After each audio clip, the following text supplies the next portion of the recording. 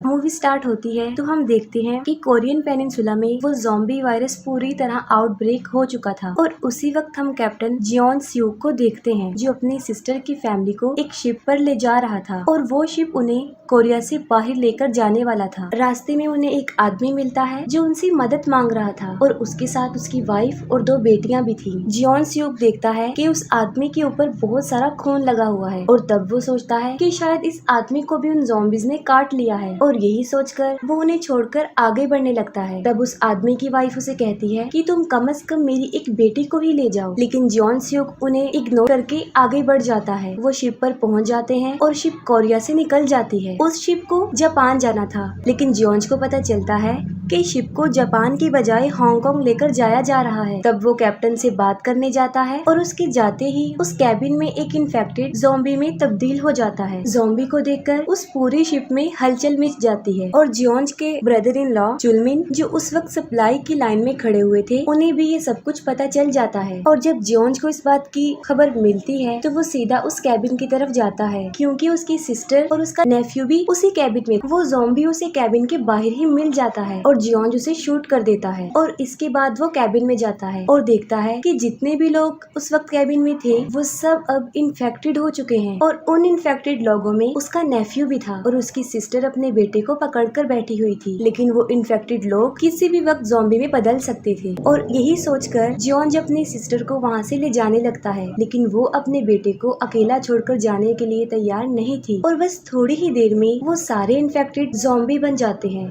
और उन लोगों पर अटैक कर देते हैं। जियोन उन सबको मारने की कोशिश करता है और वो देखता है कि उसका इन्फेक्टेड नेफ्यू अपनी मदर को काट रहा है, लेकिन इसके बावजूद भी वो कुछ नहीं कर सकता था। और तभी वहाँ पर चुलमिन भी आ जाता है जो कैबिन का दरवाजा बंद करके उसे बाहर ही रोक देता है। कैबिन के सारे ज़ॉम्बीज उसकी सिस्टर को खा रहे थे और वो सब कुछ अपनी आंखों के सामने देख रहा था। इसके साथ ही हमें पता चलता है कि ये जो कुछ भी हुआ था वो 4 साल पहले हुआ था। उस शिप पर कुछ इन्फेक्टेड लोग थे और वो लास्ट शिप थी जो हांगकांग गई थी। फिर हमें 4 साल के बाद का टाइम दिखाया जाता है जहाँ पर हमें जियोन और चुलमिन दिखाए जाते हैं जो अब हांगकांग में ही रह रहे थे। हांगकांग के लोकल लोग उन लोगों को पसंद नहीं करते थे क्योंकि वो रेफ्यूजीज थे। एक दिन कुछ गैंग मेंबर्स उनके पास आते हैं और उन्हें अपने बॉस के पास लेकर जाते हैं। उनका बॉस उन लोगों को एक जॉब ऑफर करता है। उन लोगों को 4 लोगों की एक टीम बनाकर दोबारा से कोरियन पेनिनसुला में जाना था जो अभी भी क्वारंटीन है और ज़ॉम्बी से भरा हुआ है। उनका टारगेट ये था कि पेनिनसुला में उन्होंने एक फूड ट्रक बाहर निकालना था जिसमें तकरीबन $20 मिलियन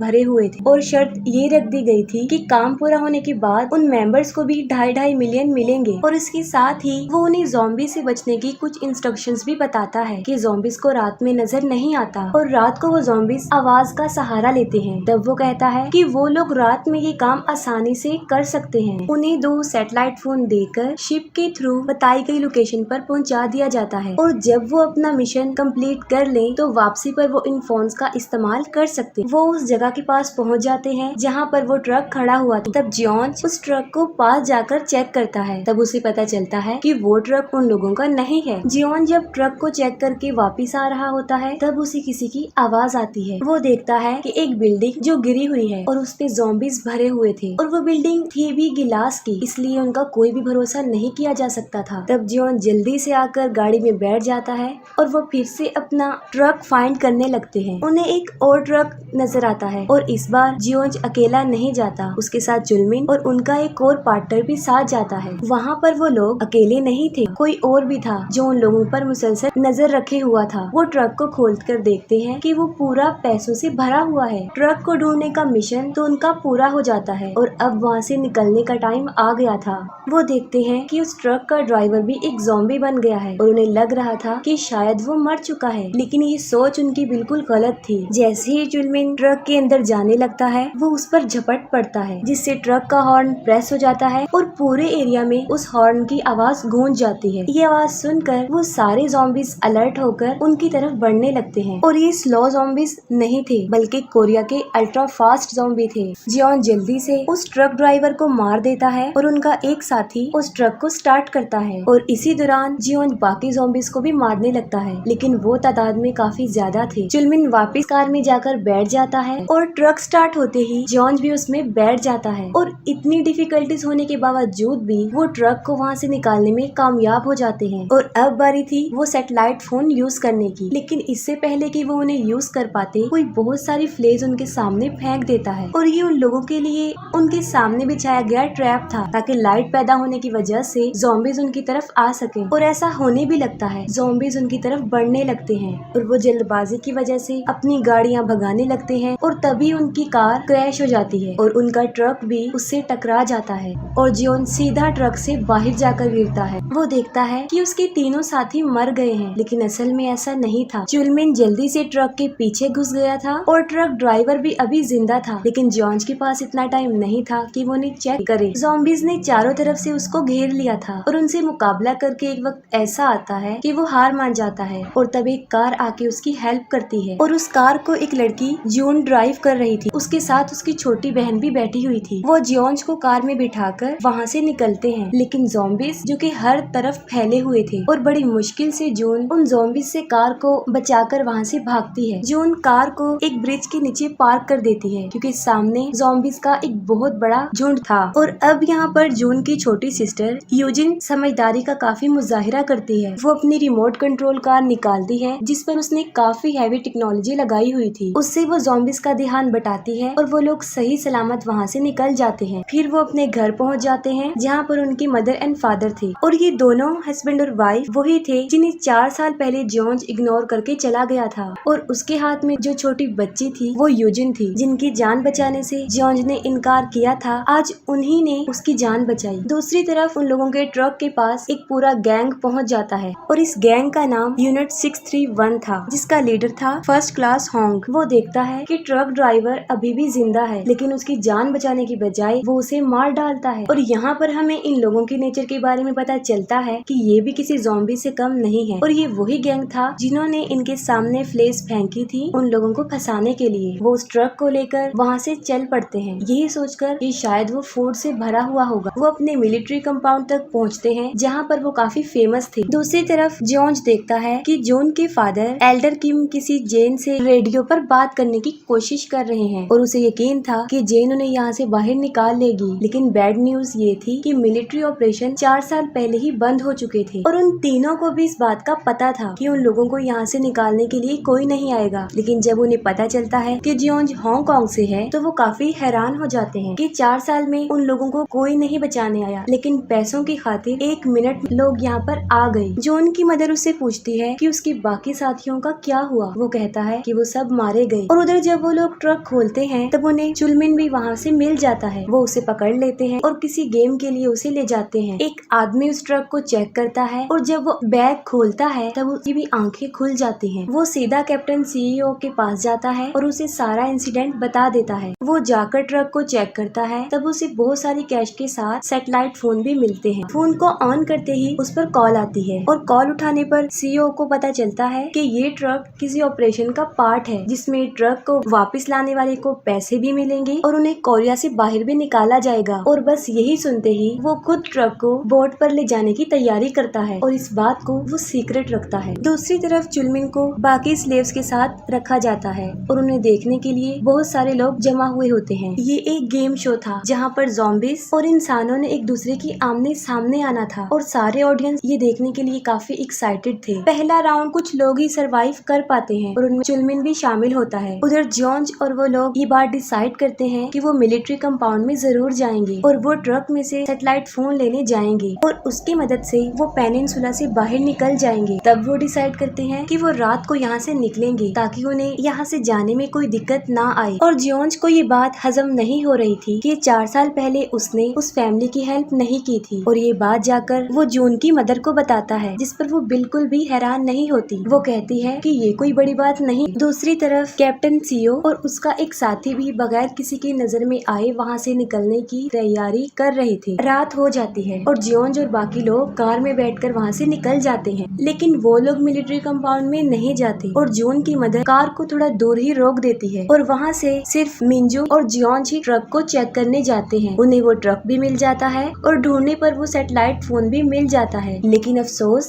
कि वो मोबाइल टूट गया था। और इतनी देर में कैप्टन सीओ का पार्टनर प्राइवेट किम भी वहाँ पर आता है और उसे गन पॉइंट करके खुद ही सारी बातें उगल देता है कि वो और कैप्टन सीओ दोनों ही वहाँ से निकलना चाहते हैं। और सीओ को इस पूरे ऑपरेशन के बारे में एक सैटेलाइट फोन के जरिए पता चला है जो उसके रूम में ही है। ये सुनते ही जॉन समझ जाता है कि उन्हें चुलमिन का फोन मिला है और इतने में वो किम ये बात भी उगल देता है कि हमें उस ट्रक में से एक आदमी भी मिला था जो अब उस क्रेजी गेम का पार्ट है। ये सुनते ही जॉन उसे बचाने के लिए वहाँ से भाग जाता है। उसके जाते ही कैप्टन सीओ भी वहाँ पर आ जाता है। वो बात करने में बिल्कुल इंटरेस्टेड नहीं था, इसलिए वो फायरिंग शुरू कर देता है। तब मिनजुंग गाड़ी रिवर्स करके उसे ठोक देती है और उसकी पॉकेट से वो सैटेलाइट फोन भी निकाल लेती है। लेकिन यहाँ पर एक गड़बड़ हो जाती है। गोलियों की आवाज सुनकर सारे ज़ॉम्बीज उनकी तरफ बढ़ने लगते हैं। बिल्कुल ठीक वक्त पर जॉन उस शो गेम में पहुँच जाता है और चुलमिन को बचा लेता है। वो दोनों ज़ॉम्बीज और गैंग मेंबर से बचकर वहाँ से बाहर निकलते हैं, लेकिन एक ज़ॉम्बी जॉन को पकड़ लेता है। और अब चुलमिन के पास दो रास्ते थे, या तो वो अपनी जान बचाकर वहाँ से भाग जाता या वो गन के जरिए जॉन को बचा सकता था। और डेफिनेटली वो सेकंड ऑप्शन को ही प्रेफर करता है। वो गन से उस ज़ॉम्बी को उड़ाकर जॉन को बचा लेता है। लेकिन तभी उस गेम का लीडर सार्जेंट उसे पीछे से शूट कर देता है। उसे मरा हुआ देखकर जॉन काफी शॉक्ड हो जाता है।